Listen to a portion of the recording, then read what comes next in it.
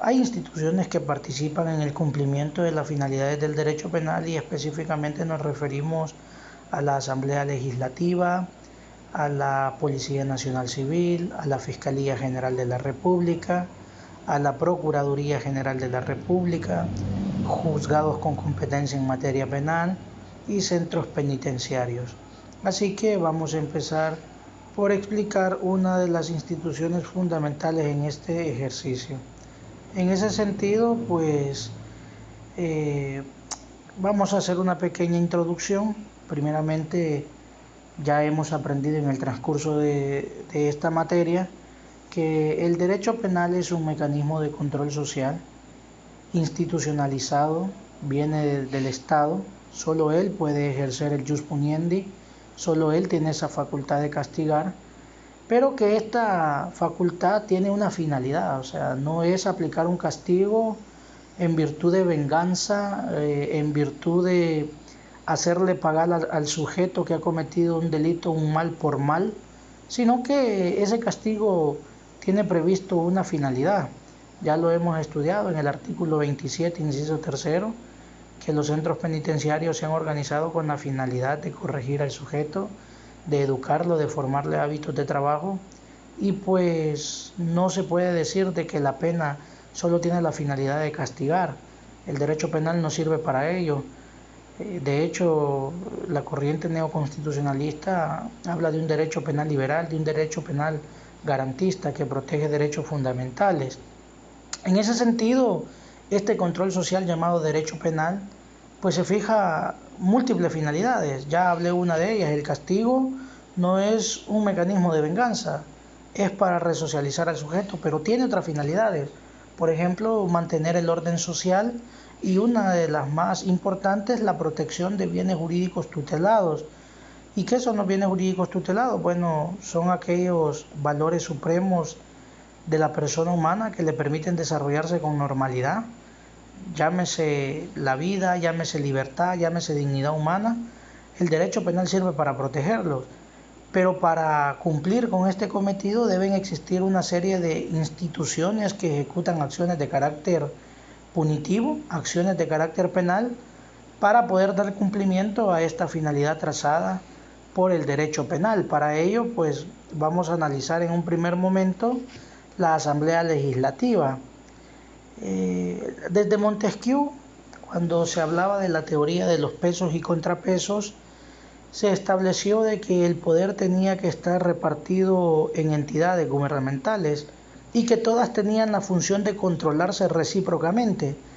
En este devenir de la organización estatal, Montesquieu estableció que los órganos tenían determinadas competencias, determinadas funciones y que debían respetarse, y para ello pues se incluyeron estas funciones en las constituciones modernas y se ha delimitado de forma clara qué atribución tiene cada uno de los órganos. En este sentido, la Asamblea Legislativa, la función que cumple dentro del Estado y según la que ha remarcado nuestra Constitución en el artículo 131, numeral quinto, es que solo la Asamblea Legislativa tiene la facultad de crear leyes, de crear cuerpos normativos que rigen la vida social. En ese sentido, la Asamblea Legislativa crea leyes civiles, crea leyes administrativas, leyes en materia de familia, leyes a favor de la mujer para reconocer sus derechos, leyes a favor de los adultos mayores, niñez y adolescencia, en fin, todas las leyes. Asimismo, por obviedad, crea leyes penales. En ese sentido, la función que cumple la Asamblea Legislativa en materia penal es que solo ella, de manera exclusiva, puede crear delitos y puede crear sanciones o consecuencias jurídicas. Solo ella. En ese sentido, pues, para cumplir con lo que mandata el artículo 15 de la Constitución y el artículo 1 del Código Penal, que en definitiva se trata del principio de legalidad, pues esa disposición normativa que cree la Asamblea Legislativa debe cumplir con dos parámetros fundamentales, y es la estructura de la norma. En un momento se habla de un supuesto de hecho y en un segundo momento se habla de una consecuencia de derecho. El supuesto de hecho no es otra cosa que la acción prohibida que ha sido categorizada como delito.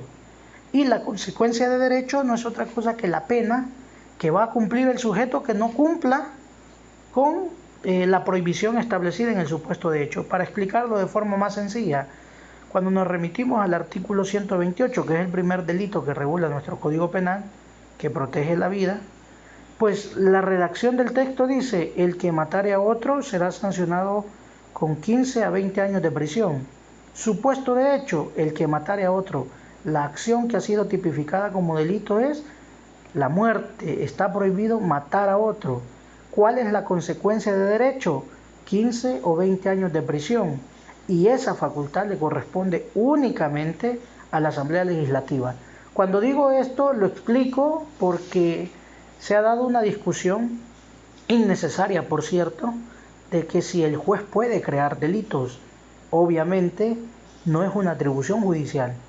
La creación de los delitos, la tipificación de los hechos punibles y su correspondiente consecuencia, pues pertenece a la Asamblea Legislativa.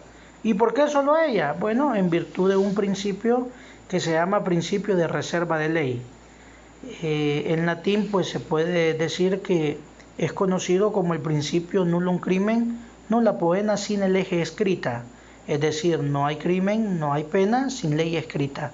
¿Y quién le corresponde redactar estas leyes? La Asamblea Legislativa. Si ustedes ven, he copiado una definición de este principio de reserva de ley y la extraje de una inconstitucionalidad, específicamente la 115-2012, la cual establece que la creación, la modificación y la derogación de leyes penales compete única y exclusivamente a aquel órgano que constitucionalmente está facultado para hacerlo. Ese órgano es única y exclusivamente la Asamblea Legislativa. Luego vemos nosotros otra institución puntual, que es la Fiscalía General de la República, y esta tiene su marco de actuación en el artículo 193, ordinal tercero y cuarto de la Constitución, y se ha establecido que corresponde a esta institución la dirección funcional en la investigación del delito. Solo para explicarle a manera de reseña histórica, con el Código de 1973 existía un sistema inquisitivo de investigación. ¿Y qué implica un sistema inquisitivo de investigación? Bueno, quien investigaba era el juez, no había un fiscal que ejerciera esta tarea investigativa. Teníamos un juez que recolectaba pruebas, un juez que verificaba la legalidad en cuanto al tratamiento de la escena del crimen. Teníamos un juez que entrevistaba a los agentes captores, que entrevistaba a las víctimas, que entrevistaba a los testigos. Y después de recabar toda esta información, se iba a su sede del juzgado, a su sede del tribunal, y en virtud de todo lo que él ya había recabado, ya había investigado, tomaba una decisión. En ese sentido teníamos jueces contaminados, jueces que desde la tarea investigativa, desde la fase investigativa, ya se estaban generando en su psiquis una posible solución del caso. Era un juez parcializado, porque cumplía esa doble función, investigaba y sancionaba. Con la Constitución de 1950, esa tarea investigativa pasa a manos de la Fiscalía. Y ahora se conoce que el fiscal es quien tiene el monopolio de la acción penal, el monopolio de la investigación del delito. Ojo, he dicho, esta fiscalía surge con la Constitución de 1950, pero tarda 2 años en crearse la institución. Si ustedes ven el logo de la diapositiva, pues ahí dice Fiscalía General de la República y está el año de su fundación, 1952. Y se le encomienda a esta fiscalía pues que ejerza actividades de investigación. ¿Y cuáles son esas funciones? Bueno, en un primer momento investigar el delito, principalmente los delitos de acción pública. ¿Y qué son delitos de acción pública? Son aquellos delitos que no necesitan la interposición de una denuncia. Basta con que la Fiscalía conozca o se dé cuenta de la noticia criminal para que pueda activar todo el ente fiscal y ir a investigar el delito. ¿Y qué implica investigar el delito? Pues encontrar o dar con el paradero del sujeto que lo cometió y tratar de resarcir a la víctima en la medida de lo posible. Investigar el delito es una de las tareas complicadas que tiene la Fiscalía, pues imaginémonos en nuestro sistema cuántos delitos se cometen al día.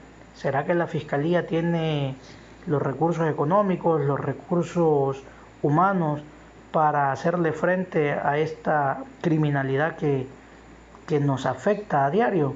Pues son cuestiones de la realidad que a veces no se miden y que ponen en entredicho la función de estas instituciones.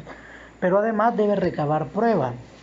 Miren, la prueba es fundamental porque cuando en el derecho penal se imputa un delito a un sujeto determinado, como ya lo vimos la clase pasada, a este sujeto se le presume inocente. Y la única forma de romper con esa presunción de inocencia es que la Fiscalía en su acusación cuente con prueba contundente que vincule al sujeto con el hecho. Y solo de esa manera se puede romper la presunción de inocencia que constitucionalmente se le reconoce al sujeto. Pero ustedes se preguntarán, Lick, ¿y cómo recaba esta prueba? Bueno, la Fiscalía y el Código Procesal Penal pues dice que la Fiscalía puede probar los delitos con cualquier medio de prueba. Eso se conoce principio de libertad probatoria. Puede utilizar cualquier medio de prueba para poder demostrar que un sujeto ha participado en el hecho y que en efecto él ha cometido ese delito. Pero además de esta libertad probatoria existen otros principios de la prueba, como puede ser el principio de licitud, y esto implica que la obtención de los medios de prueba deben ser por medios lícitos, es decir, no recurrir a la arbitrariedad, no utilizar mecanismos fraudulentos de obtención de prueba, no vulnerar derechos fundamentales de los justiciables. Si la prueba se obtiene bajo estos mecanismos, pues aunque sea contundente, no será válida reproducirse en el juicio y por lo tanto no será tomada en consideración por el juez para demostrar la culpabilidad del sujeto que se está acusando. Asimismo, el Código Procesal Penal, y esto lo van a ver más adelante cuando vayan ustedes avanzando en el transcurso de la carrera, que existen algunos medios de prueba. Tenemos la prueba documental, prueba testimonial, prueba pericial, prueba por objetos, en fin. La Fiscalía tiene un catálogo de elementos probatorios que puede utilizar para derrotar esa presunción de inocencia. Asimismo, le corresponde a la Fiscalía promover el enjuiciamiento penal. La llave que abre el proceso se llama requerimiento fiscal, es el documento que elabora el fiscal asignado al caso. ¿Y qué contiene este documento? Pues la identificación de la sede fiscal que lo elabora, asimismo la identificación del imputado, la identificación de la víctima, la calificación jurídica del delito, los actos iniciales de investigación, actos urgentes de comprobación y pues la petición en concreto que le hacen al juez para que pueda declarar o citar a los intervinientes a una eventual audiencia inicial. Y pues la víctima también encuentra auxilio en la Fiscalía General de la República. ¿Por qué digo esto? Porque la última función que tengo diagramada en esta diapositiva es que la Fiscalía debe representar a la víctima. En los estados modernos, en los estados actuales, la Fiscalía nunca va a representar al imputado. Siempre la representación de la víctima está a cargo de la Fiscalía. Esto pues se encuentra enmarcado en la Ley Orgánica de la Fiscalía. Ustedes van a tener que descargar estas leyes porque van a tener ahí que hacer una tarea, pero para avanzar, ¿cuáles son algunos de los aspectos más fundamentales de la Ley Orgánica? Bueno, pues toda ley tiene su objeto. El objeto de esta ley es regular la organización y las funciones de la Fiscalía General de la República. Eso se encuentra ahí legislado en el artículo 1 de dicho cuerpo normativo. Asimismo establece una serie de funciones o de competencias de forma general en el artículo 2 y establece que le compete a esta dirigir la investigación de los hechos punibles, promover y ejercer de forma exclusiva la acción penal pública, ya hemos hablado de eso anteriormente, y también en el artículo 10, 11 y 12 pues encontramos una serie de principios rectores de la entidad fiscal o de la actividad investigativa. El primero de estos principios es el principio de legalidad. Todas las acciones de investigación que ejecute la Fiscalía General de la República deben estar amparadas por la Constitución, por la ley y por los tratados internacionales. Principio de imparcialidad. El principio de imparcialidad está ampliamente vinculado al tema de la objetividad. La investigación de la Fiscalía debe ser objetiva. ¿Qué implica esto? Que la Fiscalía debe recabar prueba, y si en la investigación encuentra prueba de cargo y de descargo, pues debe presentarlas al juicio. La Fiscalía no solo debe utilizar la prueba que sirve para romper la inocencia, sino aquella prueba que también sirve para reafirmar la misma. Pero esto en la Fiscalía actual es una situación bastante compleja, porque acuérdense que la Fiscalía trabaja en base a estadísticas, y pues se dice que tenemos una buena Fiscalía si la mayoría de sus causas penales consiguen una condena. Entonces parece obvio que aunque encuentre prueba de descargo que de alguna manera comprueba la inocencia del sujeto que se está investigando, que se está enjuiciando, pues seguramente no la va a presentar porque va a afectar esas estadísticas. Pero la imparcialidad pues hace referencia a eso, que la tarea del fiscal debe ser una tarea objetiva. Si encuentra prueba de descargo, pues que la presente, y en lugar de hacer una imputación, que le pida al juez una absolución, un sobreseimiento, según sea el caso. Y el último principio es el principio de la unidad de la acción.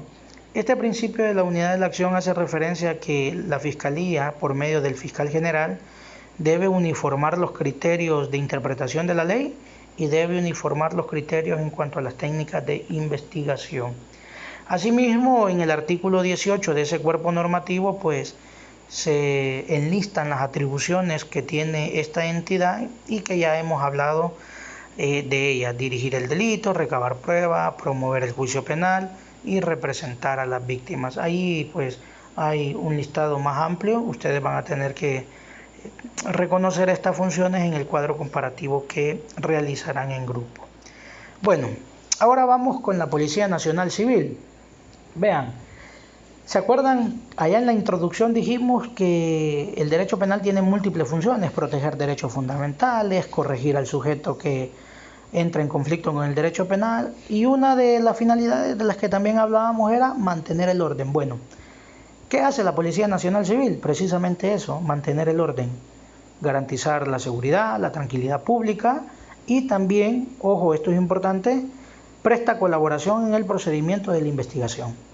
Es decir, que la Policía Nacional Civil está subordinada a la Fiscalía y que la Fiscalía dirige funcionalmente la investigación y que se vale de la policía para ejecutar algunas acciones en el esclarecimiento de los hechos punibles que se cometen en el territorio nacional.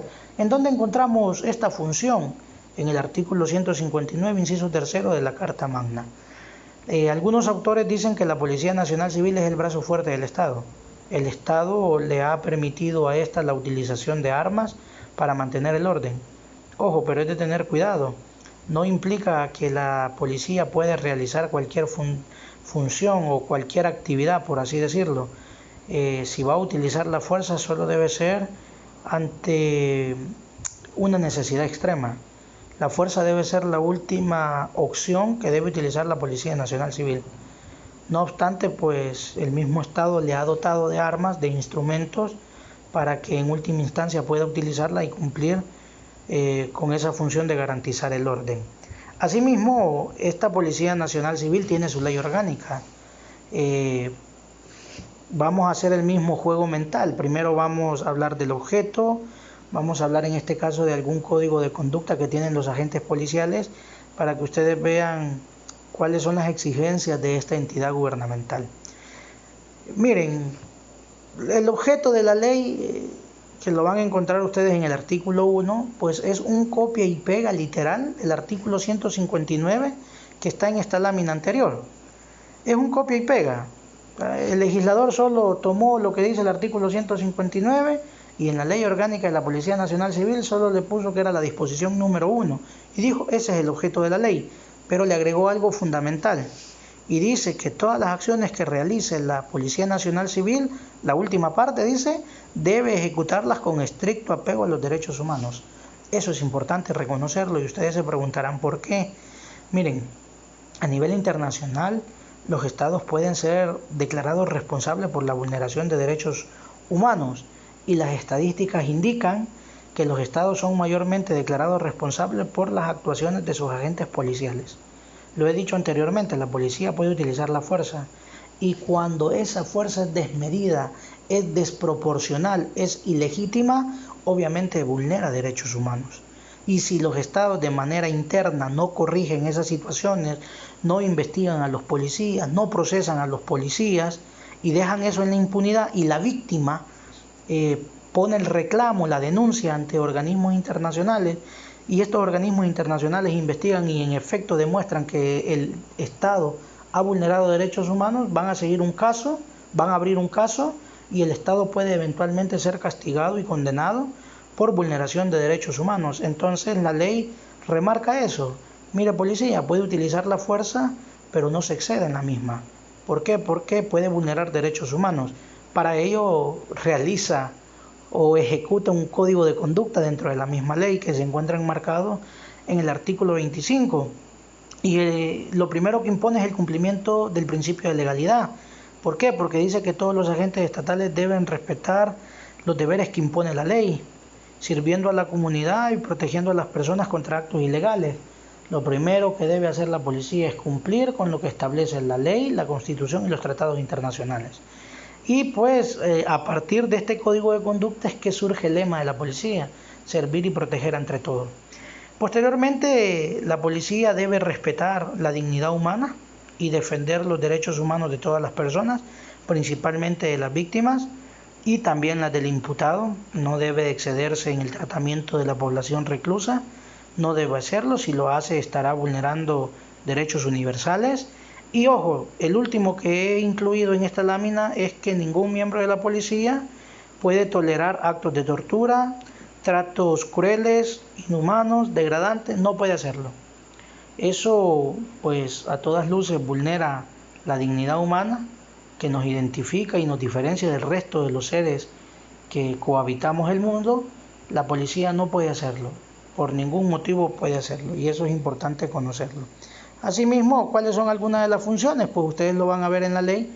El artículo 23 dice proteger y garantizar el libre ejercicio de las personas, mantener la paz, ejecutar las capturas. Aquí sí me voy a detener un poquito. Esta es una de las funciones más difíciles de la fiscalía, de la policía, estamos hablando de la policía. ¿Por qué? Porque esta finalidad de ejercer capturas pone vis a vis, cara a cara, a la entidad policial versus al imputado. Es el único que se enfrenta de manera personal al delincuente. Y pues la policía debe ir a capturarlo y tratar de llevarlo a la justicia. Es una tarea bastante complicada. Por eso es que en la actualidad la policía ha sufrido muchos ataques, emboscadas, precisamente porque ha tratado de cumplir con esa función, realizar las capturas. Pues se enfrenta con el enemigo, por así decirlo. Y la última pues es prevenir y combatir toda clase de delito. No debe permitir la proliferación de actos criminales, al contrario debe minimizarlos y si va a utilizar la fuerza en esa minimización, pues debe ser una fuerza necesaria, legítima y que en definitiva se recurrió a ella como última instancia. Bueno, Procuraduría General de la República tiene su asidero constitucional en el artículo 194, ordinal segundo, y en el artículo 12, numeral 2 de la Ley Orgánica de la Procuraduría General de la República. ¿Cuál es la función principal de esta institución?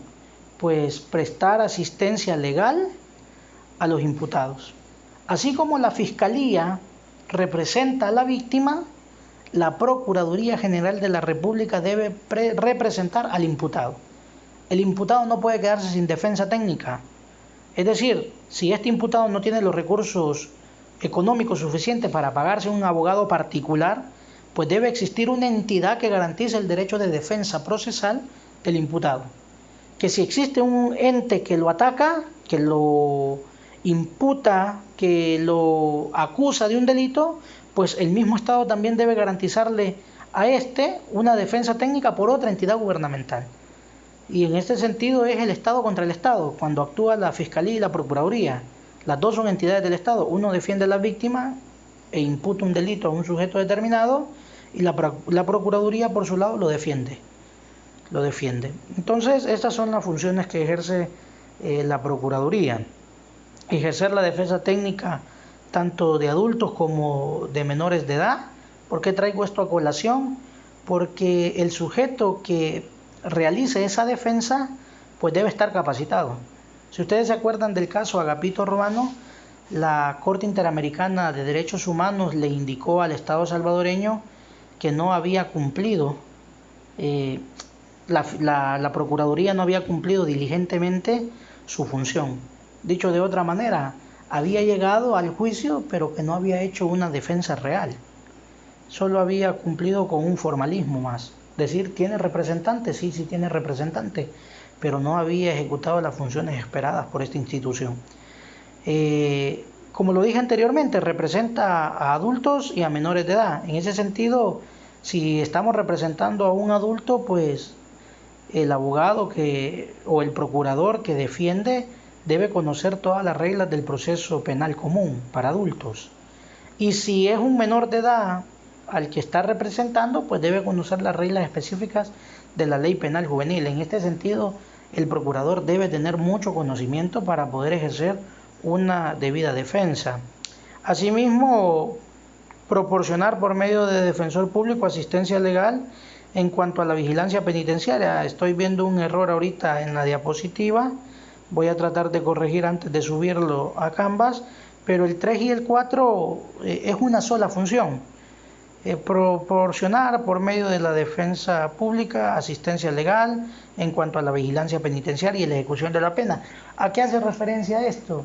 A que la Procuraduría no solo ejerce la defensa del imputado, sino que si este imputado es condenado, también debe asistirlo y verificar que el cumplimiento de la pena es un cumplimiento legal, que lo haga en buenas condiciones, que no se le vulneren otros derechos.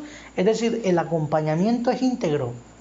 No solo se le acompaña al imputado hasta la vista pública, que es donde se condena o donde se declara inocente, sino que si es condenado, pues debe acompañársele incluso hasta la ejecución de la pena. Bueno, juzgados con competencia penal, ya casi terminamos. Espero no aburrirles, y si es así, pues las disculpas del caso. Pero vamos con los juzgados de competencia penal. Miren, el artículo 14 y el artículo 172, así parafraseado, establece que corresponde a los juzgados en materia penal aplicar el derecho penal, el derecho sustantivo y las reglas del derecho procesal. Pero ustedes se preguntarán, ¿y cuáles son esos juzgados? Bueno, miren, les voy a explicar así de forma puntual el proceso común. El proceso común tiene 3 etapas y encontramos en estas primeras 3 etapas a 3 juzgados diferentes o a 3 tribunales diferentes. La etapa inicial o audiencia inicial está a cargo del juez de paz. Es un juzgado con competencia en materia penal. ¿Qué se hace en esta audiencia inicial? Bueno, miren, el juzgado de paz lo que verifica son 2 cosas. Uno es la existencia del delito y otra es la participación delictual. ¿Qué significa esto? Bueno, que en efecto hay un delito y que el sujeto que estoy acusando ha participado en él. Asimismo, en esta audiencia inicial se imponen medidas cautelares. La medida más gravosa es la detención provisional. Si ustedes quieren leerlo por conocimiento general, porque van a conocer estas situaciones a profundidad más adelante cuando vean procesal penal, pero la detención provisional se encuentra regulada ya en el artículo 329, 330 del Código Procesal Penal. Y pues, ¿por qué digo que es la medida más gravosa? Porque limita la libertad. Pues vas a estar detenido mientras el proceso no concluya. Y hay ciertos parámetros para detenerte: la gravedad del hecho, la certeza de que has participado en el hecho, y para asegurarme que no te vas a sustraer de la justicia, pues te tengo detenido. Luego habrá que determinar si eres culpable o eres inocente. Pero para permitir el normal desarrollo del proceso debo dejarte detenido. Por eso es gravoso, la medida cautelar más dañina, porque limita la libertad. Hay medidas alternativas, como podría ser el pago de una fianza, como podría ser una restricción migratoria, como podría ser llegar al tribunal de forma periódica a firmar, o pueden ponerse todas estas que he mencionado al final de forma conjunta. Tenés que llegar a firmar, tenés que pagar una fianza, no podés salir del país porque tenés una restricción migratoria. Es una ensalada, es un conjunto, pero que son menos lesivas. ¿Por qué? Porque no se coarta la libertad individual. Vos seguís trabajando, seguís estando en tu casa, te relacionás con tu familia, vas a jugar al charlé, a la cancha, tenés libertad ambulatoria. Lo único que tenés ciertas fechas que llegar a firmar. Tenés que pagar una fianza en la fecha establecida por el juzgador. No intenté salir del país, pero no hay una limitación extrema a la libertad. Posteriormente se pasa a la fase intermedia, en donde aparece el juez de instrucción o el juzgado de instrucción. Aquí se conoce la etapa de la audiencia preliminar. ¿Cuáles son las funciones en esta etapa? Bueno, la Fiscalía ya ha tenido un periodo suficiente de investigar el delito y en esta etapa pues lleva y presenta toda la prueba. Y el juez de instrucción determinará si esa prueba es lícita, determinará si esa prueba es útil y es pertinente, y si determina que hay razón suficiente para aperturar el juicio, envía toda la prueba al juzgado de sentencia y llegamos a la última etapa, que es la vista pública. Está a cargo del tribunal de sentencia y aquí solo pueden existir dos resultados: condena o absolución. Este juez de sentencia va a inmediar toda la prueba, va a escuchar a los testigos, escuchará la lectura de la prueba documental, escuchará la lectura de la prueba pericial y el testimonio de los peritos, y a través de esta prueba, pues en su psiquis, con la máxima de la experiencia, con la sana crítica, tomará una decisión. Si la prueba es contundente, pues no habrá otra opción que declararlo culpable y pues remitirá al juzgado de vigilancia penitenciaria la sentencia y al sujeto para que éste vaya a purgar la pena. Solo esos son los juzgados con competencia penal: juzgado de paz, juzgado de instrucción, juzgado de sentencia. Pues no. También tenemos las cámaras con competencia penal. Por ejemplo, si condenamos a un sujeto y consideramos que la condena es arbitraria, pues en primera instancia podemos plantear el recurso de revocatoria. Ese recurso se plantea, incluso en la misma audiencia se puede plantear, y se plantea ante el mismo tribunal que dictó la sentencia. Pero si el recurso no genera el efecto que nosotros esperamos, que es la modificación de la sentencia, pues podemos irnos a la Cámara bajo la modalidad de recurso de apelación. Si la resolución que me da la Cámara no me convence, pues puedo irme a la Sala de lo Penal, que es otro juzgado con competencia penal que conoce del recurso de casación. Y pues aquí lo que quiero determinar es que existen diversos grados en materia penal. La primera instancia está conformada por los primeros 3 tribunales que mencioné. La segunda instancia está conformada por la Cámara de lo Penal y pues el tribunal de cierre o el tribunal casacional, que es la Sala de lo Penal. No, en la Sala de lo Penal no es una tercera instancia. No existe tercera instancia. Es un tribunal de cierre. Posteriormente vamos a hablar de los centros penitenciarios, ya casi vamos a terminar. Y pues estos toman vida específicamente en el artículo 27, inciso 3 de la Constitución, en donde se establece que el Estado debe organizar centros penales con la finalidad de corregir y reinsertar a los sujetos. Pero estos centros penitenciarios pues tienen una normativa especial que regula el funcionamiento de los mismos, y es la ley penitenciaria. Y en ese sentido vamos a encontrar en esta ley penitenciaria entidades administrativas y entidades jurisdiccionales que también tienen funciones penales. En cuanto al artículo 33 tenemos los tribunales de vigilancia penitenciaria y ejecución de la pena, tenemos la Cámara de Vigilancia Penitenciaria y Ejecución de la Pena y el Departamento de Prueba y Libertad Asistida, conocido como DEPLA. ¿Se acuerdan que en una clase les manifesté que acerca del artículo 77 del Código Penal, que habla acerca de la suspensión condicional de la ejecución de la pena, en donde se aplican reglas de conducta? Te condeno a 2 años de prisión, pero considero que esa prisión va a ser más dañina si tú la vas y la cumplís en un centro penitenciario. Mejor voy a suspender la ejecución de esa pena por reglas de conducta. Entonces este Departamento de Prueba y Libertad Asistida verifica que estés cumpliendo esas reglas de conducta. Si no las cumplís, entonces vas a tener que purgar la pena que se había aplicado de manera inicial. Y posteriormente, en el artículo 18, pues están los organismos administrativos. Aquí hablamos de dirección de centros penales, hablamos de consejos criminológicos nacionales, consejos criminológicos regionales y la escuela penitenciaria. Bueno, en fin, chicos, eso es lo que tengo que explicar. Si hay alguna duda, lo pueden hacer llegar al foro general de consultas que está en la plataforma virtual, y yo con gusto puedo aclarar sus dudas y sus preguntas. Antes de despedirme, manifestarles que deseo de todo corazón que se encuentren bien, quédense en casa, protejan a su familia, se les quiere mucho, se les aprecia mucho. De hecho, me hace falta verlos, interactuar con ustedes, pero ya va a pasar este momento y vamos a volver a la normalidad de las clases.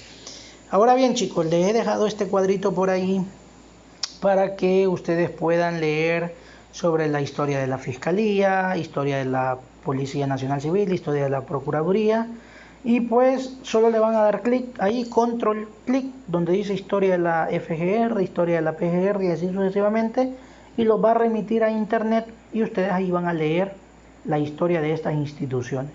Quiero que presten total atención a esta indicación que voy a dar a continuación. En cuanto a la historia de la Procuraduría, la PGR, ustedes van a ver ahí un archivo de 110 páginas y no se aflijan, no lo van a leer todo. Solo necesito que lean de la página 10 a la página 44. Son 34 páginas, una breve reseña histórica de cómo ha funcionado esta institución, y es importante que lo conozcamos. Asimismo, la actividad que van a hacer va a ser una actividad grupal, los mismos grupos que trabajaron la semana pasada, y lo que van a hacer es un cuadro comparativo. Lo que van a hacer, chicos, es descargar las leyes orgánicas de las que les he hablado, la ley orgánica de la Fiscalía, de la Policía, de la Procuraduría. Van a descargar la ley penitenciaria y en un cuadrito comparativo me van a poner el objeto de estas leyes y las atribuciones de esas instituciones. Y pues necesito que cumplan los criterios de evaluación para que puedan tener una excelente nota. Pertinencia y calidad del contenido, orden y creatividad, una adecuada organización del cuadro comparativo, deben incluir todas las funciones de las instituciones requeridas, y pues tengan cuidado ahí con el uso de las reglas ortográficas y gramaticales. Bueno, chicos, es un gusto haberles saludado, que Dios me los bendiga y nos vemos pronto.